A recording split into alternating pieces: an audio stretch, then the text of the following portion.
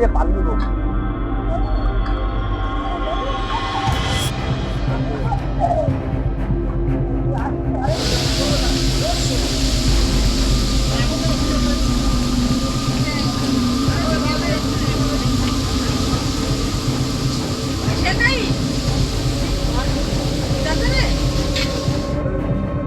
কিছু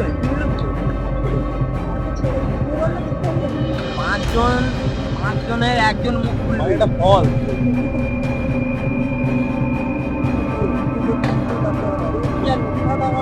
এটা ইআই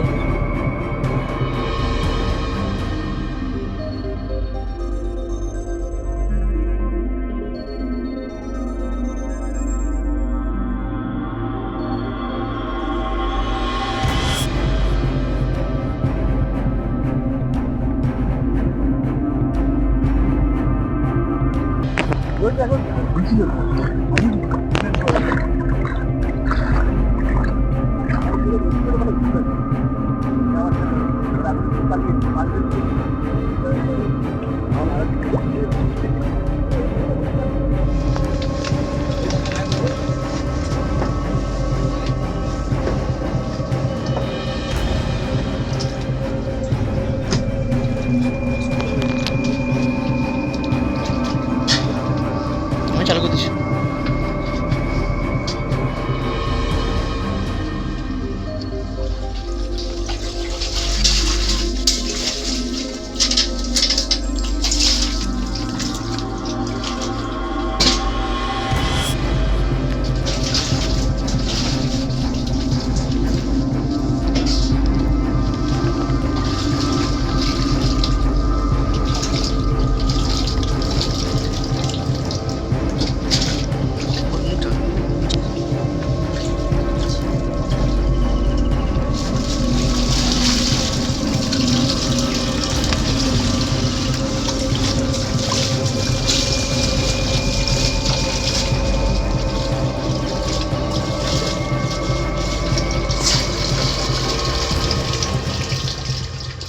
বাড়িতে তো জল ঢুকে গেছে, রাস্তাঘাট ডুবে গেছে, মাঠে জল ভর্তি, ঘরে বাইরে জল ভর্তি, খাটের উপরে সব জিনিসপত্র তুলে রাখছি।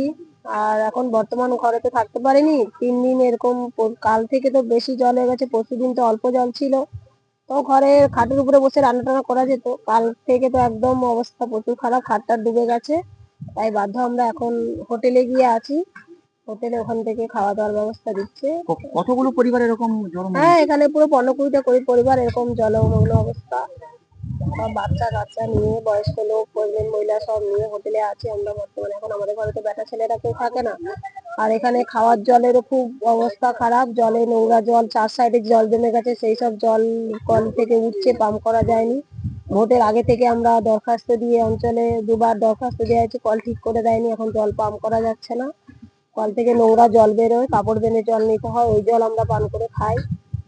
জল নিকাশি জল নিকাশির উপরে সব ঘর বাড়ি দোকানদানি করে বসে আছে, একদম জল নিকাশি বেরোয়নি, জল তো বেরোয়নি, বন্ধ হয়ে আছে।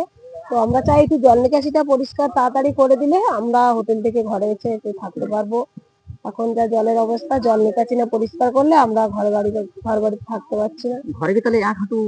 হ্যাঁ, 1 হাঁটুর বেশি জল, খাটে যে খাটগুলো ডুবা ডুবা সমান হয়ে গেছে, ঘরে থাকা যাচ্ছে না, সাপ ব্যাঙ পোকামাকড় ওগুলো সব যে অবস্থা, এভাবে বাচ্চা কাচ্চা নিয়ে তো ভাবে থাকা যাবে না।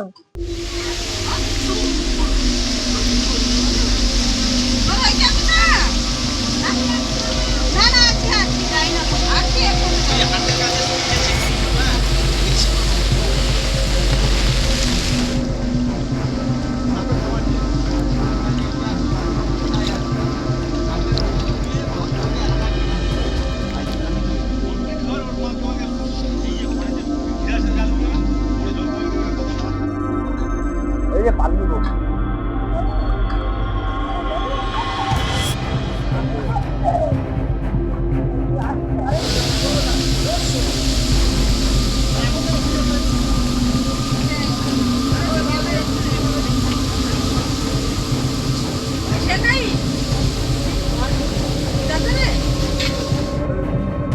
কিছু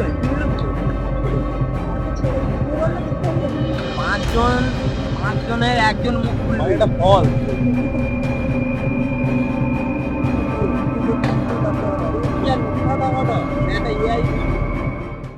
কাল বর্ষা একবার ভর্তি ঘর ঘর ছেড়ে চলে গেছি হোটেলে। আচ্ছা, আর কি করবো, বাচ্চা কাচ্চাকে গেছি রেখে চলে গেছি। জিনিসপত্র সব খাটে রেখে তুলে দিয়ে গেছি। খাটে জল উঠে যাবে এবার, তার জল পরিবার নিয়ে এখন তাহলে কোথায়? পরিবার নিয়ে এখন হোটেলে। এই জল তো নামবে বলে মনে হচ্ছে না, এখন তো জল লাগছেই। কবে থেকে এসে ঘরে ঢুকে তাও ঠিক। কতদিনের বৃষ্টি এরকম হয়ে গেল? এই তো 5 দিন তো বৃষ্টি হচ্ছিল, কালকে বৃষ্টিটা একদম বাড়িতে জল ঢুকে গেছে। তাহলে এখন তাহলে বাড়ির পরিস্থিতি কি? পরিস্থিতি খুবই খারাপ। বাড়ির ভিতরে জল।